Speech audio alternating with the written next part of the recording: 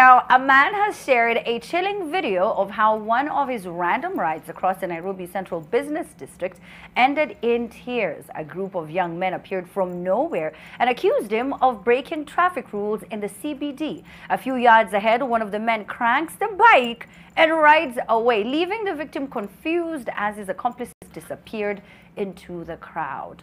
So we can just watch it as we talk about it, but this just, I'm so sorry to him. This is what you call gone in 60 seconds. Literally. You know? I feel like it did happen in 60 seconds.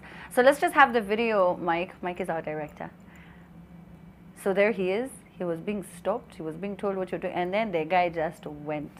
And you know, one of the worst things that happen is that there's always traffic in Nairobi until you need it. Yeah. You know what I mean? Like someone hits you, they disappear into the oblivion, and you wonder, but there's always traffic. How come when I needed the traffic to be there to help me at least stop these guys? Yeah, but I feel like people are just getting more and more confident. You know, when I heard that these are, you know, they are saying they're NMS guys, sorry. It was depressing because these are things that has been happening with the old Kanjos. Like for the longest time, they operate like they don't operate under any laws. And it reminds me of a day during the curfew times when I was arrested for flouting curfew. Then when we were with someone else, and then when I showed my you know badge that I'm supposed to be working during curfew hours and whatnot. So. And then I asked these guys, also show me your badges that you are cops. Only one of them was a cop. The rest of them ni marafiki zake, they're just doing this business. And then they just disappeared, and this is what happens. So you might find that even these guys, when you watch the video, the whole video, you can see very well the way they are handling this guy. These people are not trained for anything.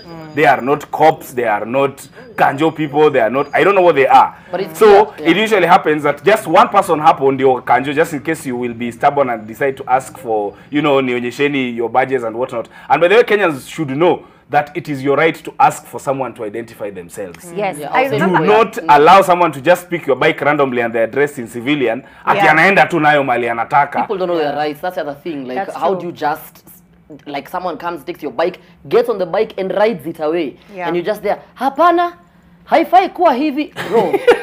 It's gone. Like, and I know it's Kenya where you can't say my rights, because in Kenya if you tell a cop or Kanjo, if you speak in English, they immediately say umewa insult. If you even say, Ati, you know, do you know who? No. So people just need to know their rights, because if people around him also helped out, this wouldn't have happened. But you can imagine how many guys have not recorded and their bikes were stolen. It's true. I mean, if you watch the video from the beginning, these guys came and the first thing they did was to yank the key off the ignition and say, you know, unajua ile makosa umefanya. And the guy is so timid. And you know, the thing is, it breaks my heart because not everybody is aggressive. Unaweza pata, this guy maybe is not even born and raised in Nairobi, or maybe he is, but he's just a genuinely nice guy. And he was, you know, responding and was like, oh, we're going to City Hall, that is fine. He was cooperating. I think they saw a soft target. I hope he gets his bike. I hope, because you know, guys were, if you go on social media and read the comments, people are like, forward it to DCI and so on and so forth. I hope these guys are caught. But this is also a big lesson in civic education.